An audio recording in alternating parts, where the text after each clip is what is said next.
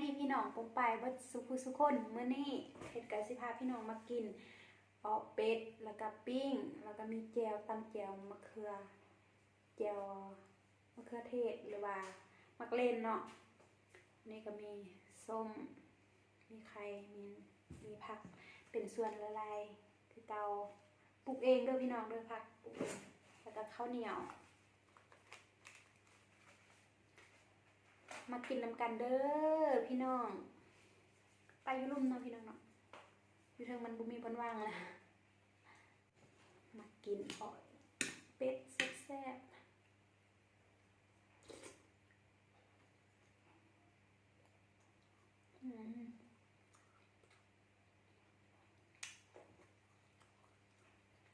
นี่ปิ้งเองเนาะ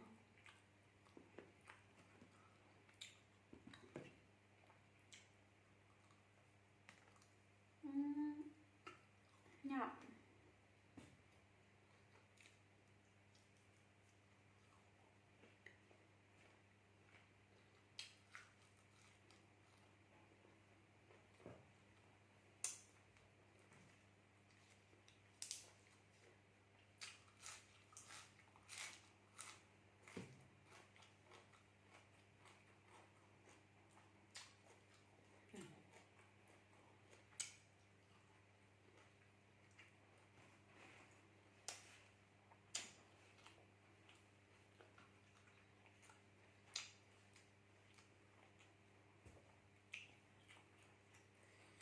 สมูทเนาะ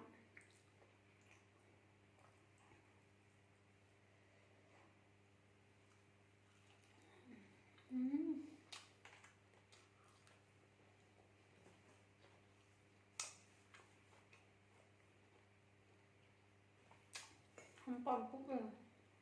งามกระบอก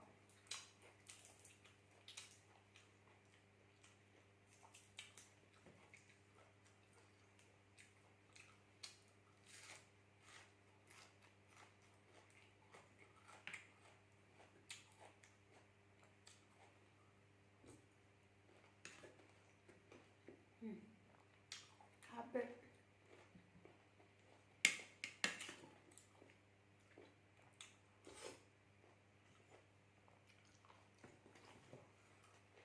หอม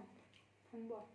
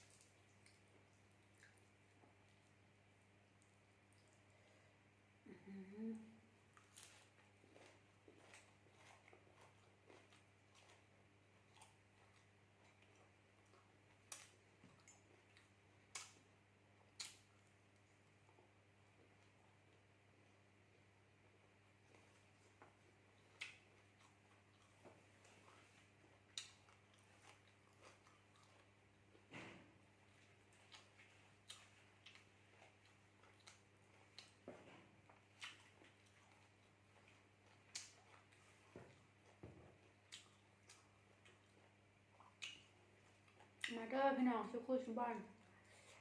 กินน้ำเสด็จเมื่อวานนี้บ่มีคลิปลงเผ็ด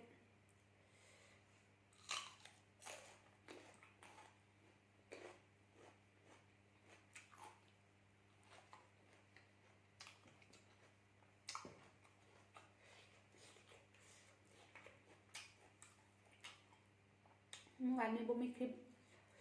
ลงให้พี่น้องเบิ่งมาพี่น้องอ่ะ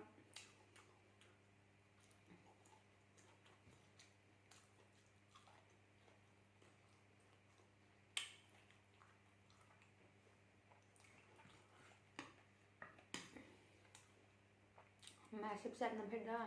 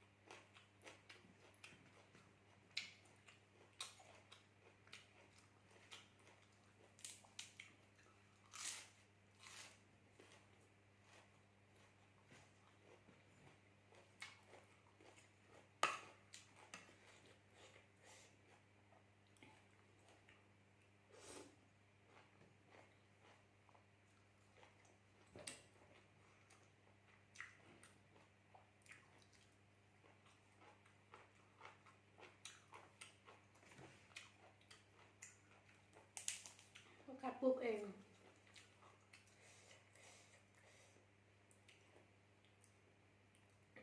ขออนุญาตใส่มือนะพี่น้อง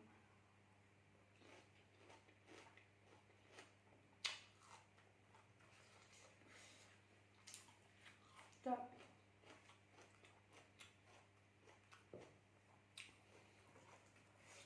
โอเค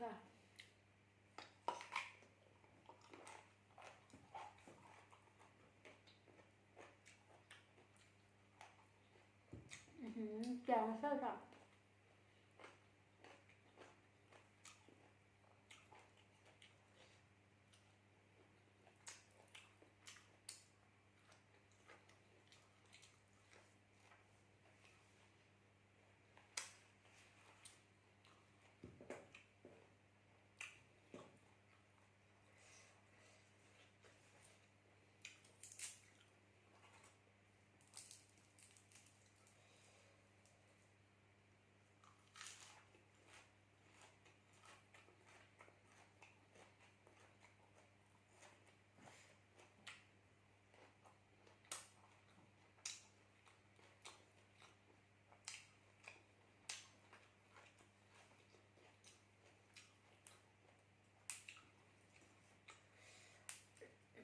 ข้าวทอง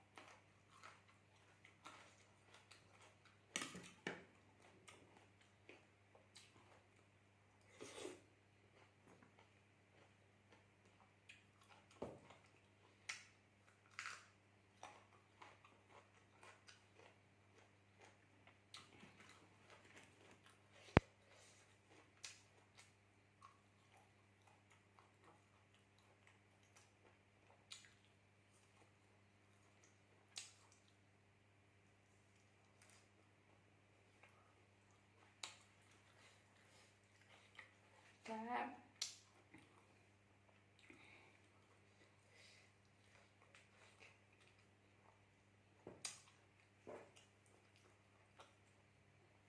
ขออนุญาตบอกใครกันเลยพี่น้องไข่ปิ้ง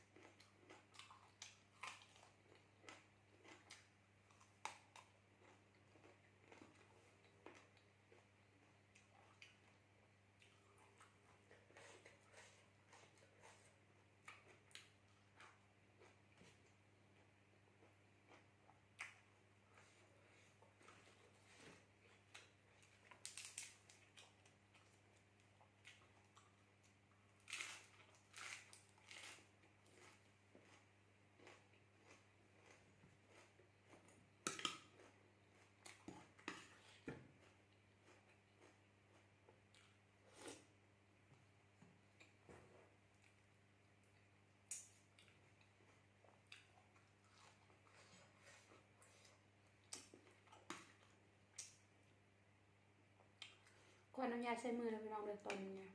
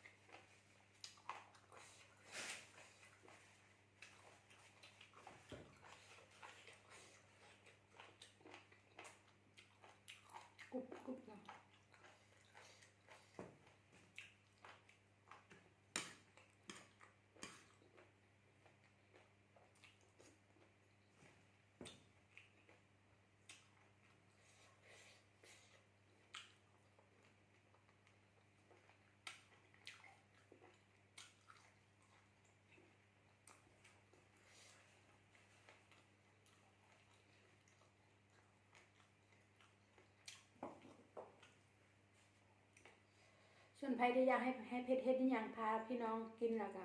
อยากให้เพชรกินหยังคอมเมนต์มาบอกได้เด้อคอมเมนต์ในใต้คลิปนี่เลยมาบอกเพชรจะให้กิน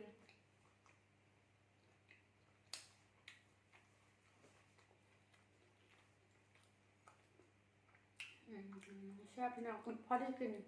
บสมไร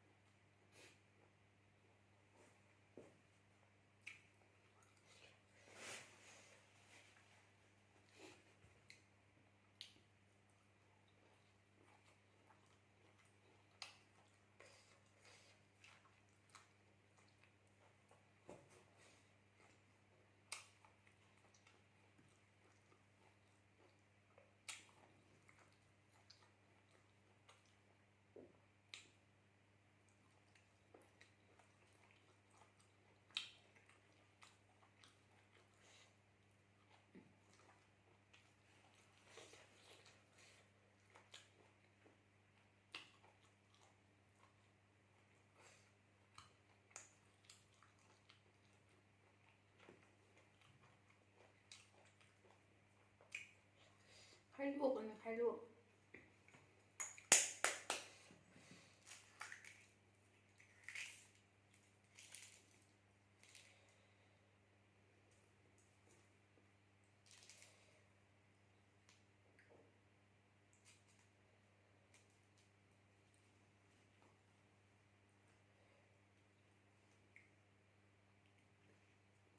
อันนี้ตัวมันใหญ่แล้วบุกรอยกิน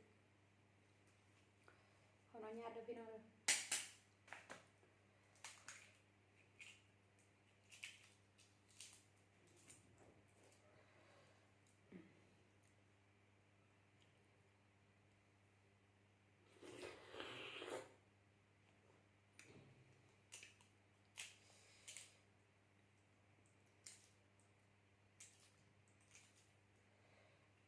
ใครลูกมีตัวพร้อมขอโทษขออภัยคนที่เขาบุกกินเด้ออืม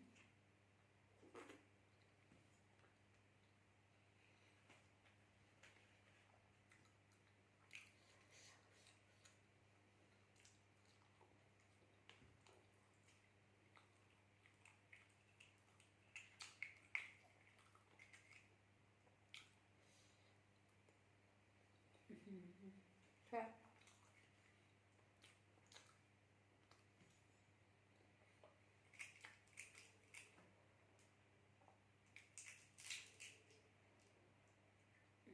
พี่น้อง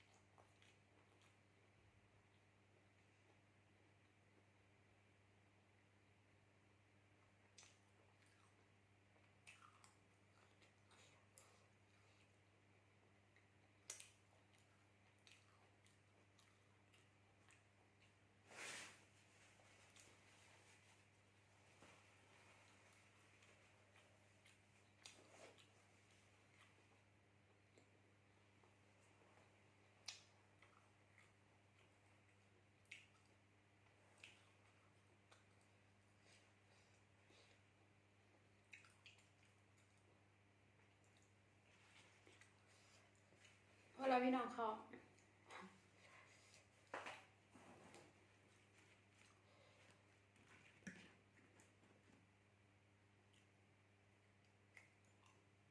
ค่ะ